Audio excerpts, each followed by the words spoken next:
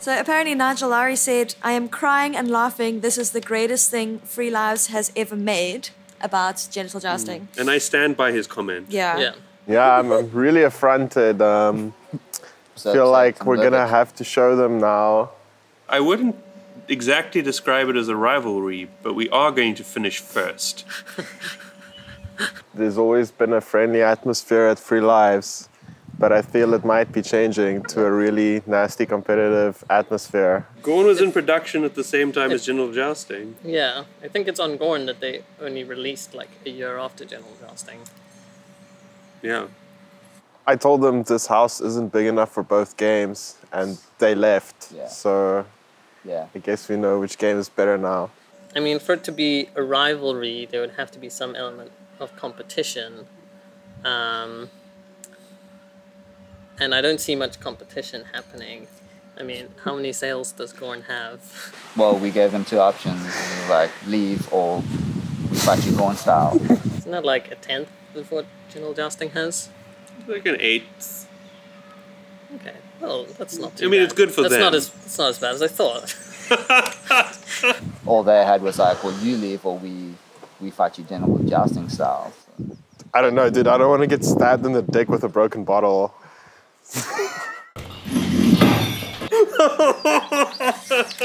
Wow.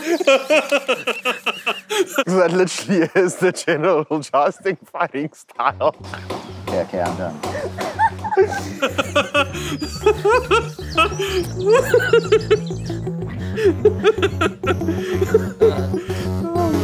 So good. All right.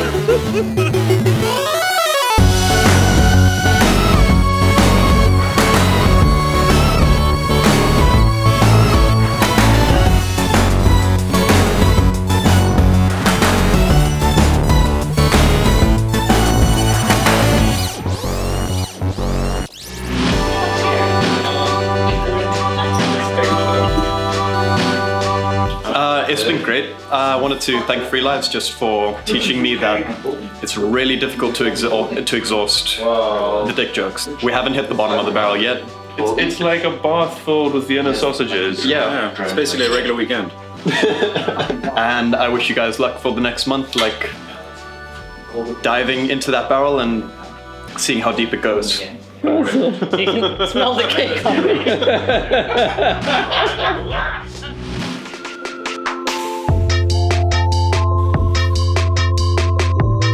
So this is all going to be bricked up. It's going to be an amazing outside space, which is really cool. You can see the progress which has happened. These doors are still going to come in probably mid-November. Massive room, which is now going to be lounge, dining, games and entertainment, as well as jam space. Chalkboard wall, couches, dining tables, surprises. You can see that the kitchen has been opened up entirely. Walking in the kitchen with this big hole at the back of me, it feels like I'm kind of cooking outside. Upper deck area. This is by far the biggest sort of physical accomplishment where you can actually stand and get an entirely new view of the garden and everything.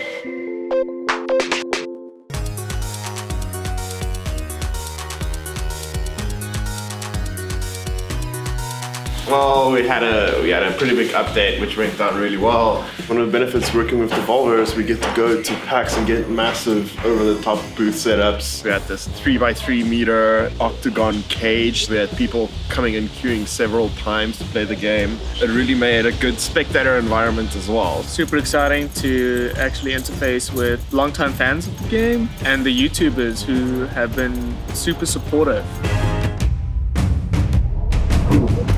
Back at work, been at a bit of a reduced pace. It's been a bit disruptive here, but we're getting back up to speed. There's obviously lots of construction going on. There's no direct route between any of the different rooms in the house. You have to walk all the way around outside, which is kind of bad if you're working late. The GORN team has been hard at work making new assets for the next big update. Here's the first prototype model of a cestus, and they're basically going to be customized arm enhancements. They give you either a super punch or a grappling hook, and we're trying to fit it into the GORN style while also making them a little bit more technological. Throwing shield, which will be able to frisbee. These are new character models that we've been prototyping for the past few weeks. Still very early phase, but we're hoping we can get some of them into the game. The culture of the Kirodroki is essentially an island some distance away from Rome that hasn't realized that any time has passed and that they've just kept having Roman fights and have never evolved and have actually like devolved, and their whole culture now revolves around fight. For the Gorn guys, fighting isn't like a bad thing and getting killed isn't like a bad thing. It's just what they are. It's their culture. It's their whole life. On the one hand, you have the people that can speak English, and on the other hand, you have people that can't or choose not to. The fact that there is a world that helps us with certain principles and rules, all of a sudden the player lands up feeling that there is this whole universe without having to have this whole world shoved in his face. They can feel it, and it helps us answer questions, and it helps the game become more layered as opposed to just one mechanic. There's a balance in the game, which is like humor and violence. So when we're doing things in the world and when we're thinking about how to create stuff, that's one of the main questions we have to ask ourselves. What is it for? What is the purpose? How is it going to move? How's it going to work? Because it's a weapons update, I think it's important to also get like all the things in the cell that are related to the weapons sorted out at the same time. So this is the first one, which is basically the unlock part, and then when you want to hit the trial, you have a cube here that you kind of push in, and this would be your score count at the bottom, designed in a way to kind of like minimize the amount of the text that's needed for each weapon. So for the options, we basically have two different sections, which is basically a knob dial for like numerical values for the different attributes. On the other side, you have options for things you want to turn off and on, which is blood badges for adding in the new text for that. I'm getting what I want, that's what I know. I'm getting the death pit. That's been my #1 thing from day one. Death pit, I'm getting what I want. I don't know about Luke, doubt it. I'd say a super obese emperor. Why? Maybe. Yeah. This is just a new idea we're thinking about for like the boss that's going to go into the death pit. The downfall is once you kill a guy with a headshot, he's dead. So I was like, let's just give him 2 heads, and then that'll be great because you can still get headshots and continue playing with the guy.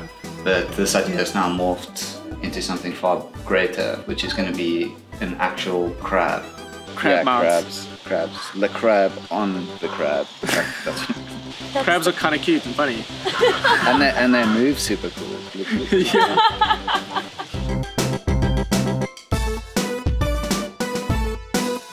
So we are on our way to the Genital Jousting house, which is a house we've rented just down the road for the Genital Jousting team to stay in while they're crunching on this final part of the game.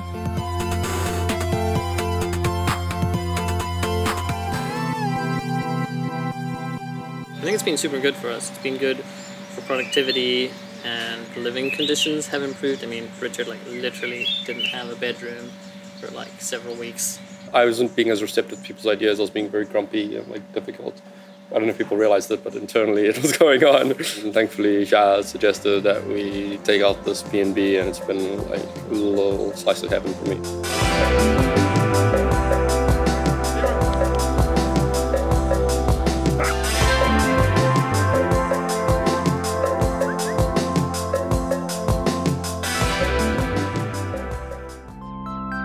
Since we constructed the Leroy pedestal in the middle of the room, it has like increased our productivity and quality of life. I think also Leroy likes scratches more here than on the ground.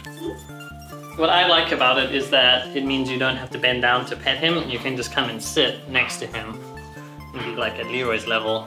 The other advantage it has is this pedestal is slightly too high for Castle to jump up onto, so Leroy is effectively safe from marauding puppies here. I do like that effect of making gameplay and then hearing it narrated. A new day, a new John. He waited outside his local buttload store for it to open, eager to spend his promotion bonus on stuff. The best way to impress women. This is Genital Jousting seen through sneaky invisible triggers and pieces of text. This is all Richard's doing, but I'm going to take credit for it. How complex and wonderful it is. We've had to figure out how to like make a game with narrative. I know a fair amount about making games, but very little about writing, and John knows a lot about writing, but very little about making games. G5. I'm seeing red. That's good, right?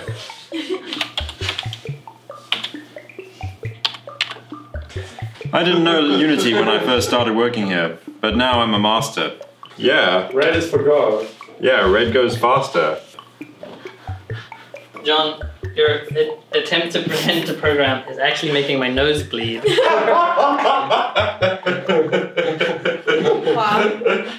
That's because these guys are shitty teachers. I mean, I think it's also just figuring out what sort of story we could actually tell in this medium. I think we had a lot of like interesting ideas at first, but when we tried to implement them, they just didn't translate well into a game. A game is like very different from other forms of media because you can never really tell exactly when a line is going to land within the context of when it's going to land. So like it gets a lot harder to get like your comedic timing right.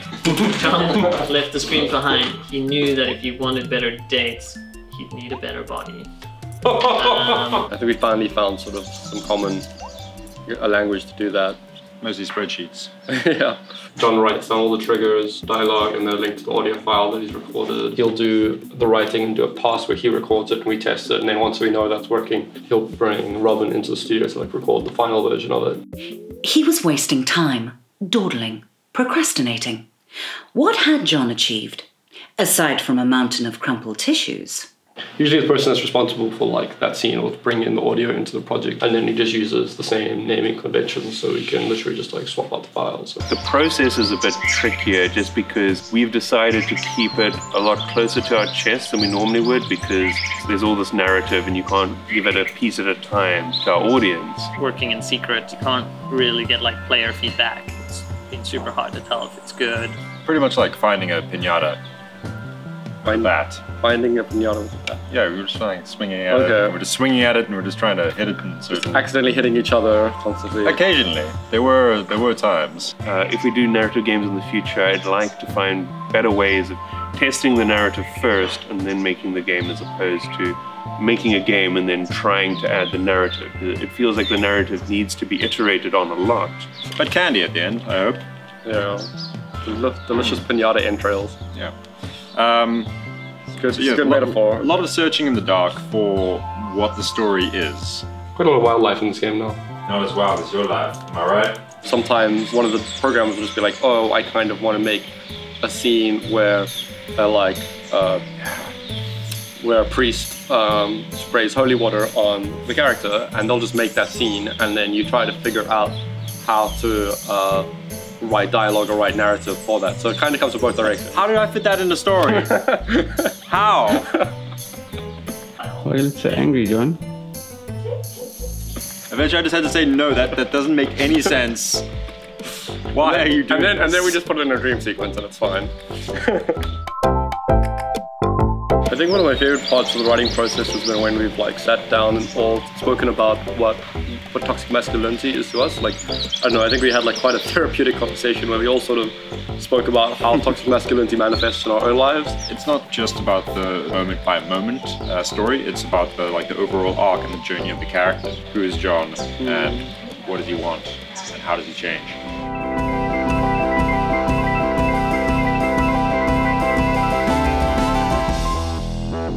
I'm looking forward to future projects where we share everything as we go along, much more like what GORN's doing right now, or possibly finding a way to do narrative in a way that we can feel more confident as we go along, that things can be better tested.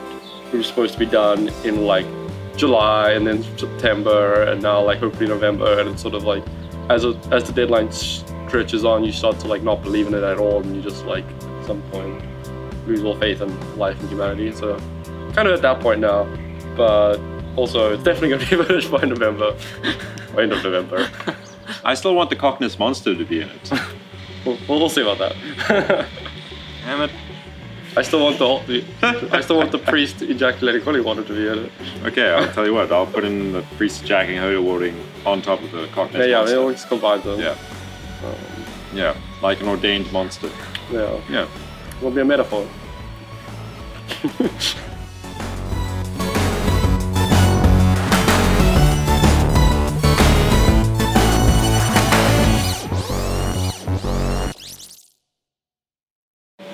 Okay, can somebody give us a clip?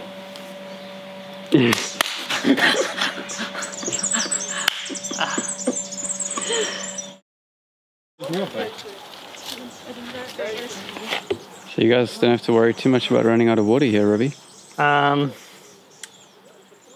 I guess we can always get drinking water if we're brave enough.